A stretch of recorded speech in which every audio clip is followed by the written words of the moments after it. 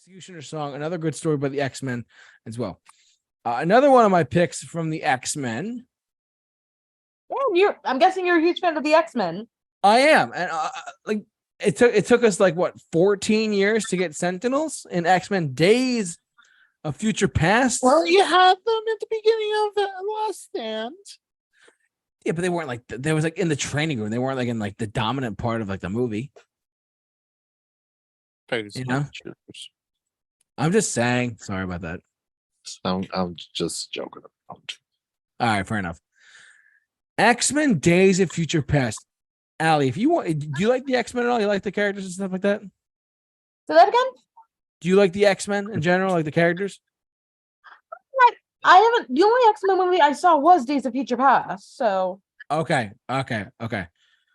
X-Men Days of Future Well, it was the Past. best movie for a reason. It was there were 4 major comic book movies that year. There was Captain America, Winter Soldier, X-Men Days of Future Past, The Amazing Spider-Man 2, and Guardians of the Galaxy 1.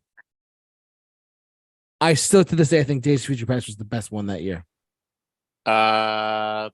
Debatable, yes, but that's just me. That's just me. It's above Amazing Spider-Man 2. For sure, but Winter Soldier and GOTG 1, it is tough. I will say that was a pretty good year. So, but I have to admit, this is Days of Future Past. I actually have these 2 original books, X-Men 141 and 142. I have original pressings of them as well. Original like books. Yeah, I got them before the movie was announced. The moment the movie was announced, it's like, let me just get these. And then boom.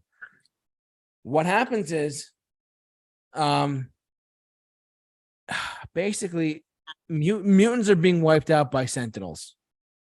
They are mutant finders, they are mutant killers, and they will find and kill all mutants alive.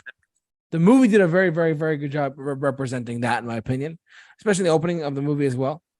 But the storyline, like Colossus dies, Cyclops dies in the comic books, and it's up to Kitty Pryde and Wolverine to go back in time it's up to them to go back in time and basically stop the Sentinels from being created from the get-go and to start with.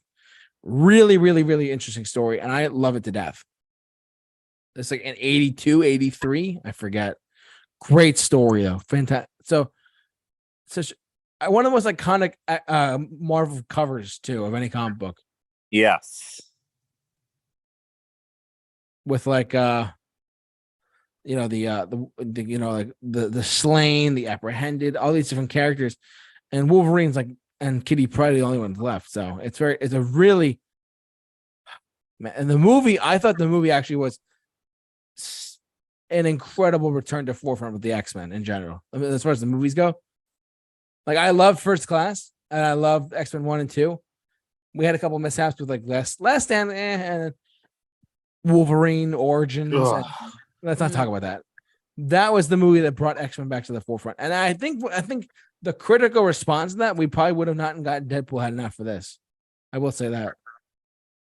I really believe that. I mean, it was definitely an uphill battle after Wolverine. Oh, yeah. But I thought the Wolverine was actually pretty good. Like the 2013 one. It wasn't great. I thought it was good for the most part.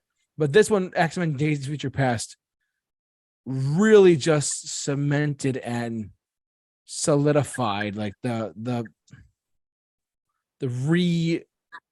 proper mutant verse in the movies, and this graphic novel, these 2 comic books really proved it. So I think if you're looking for another X-Men story, there's to go, Days of Future Past.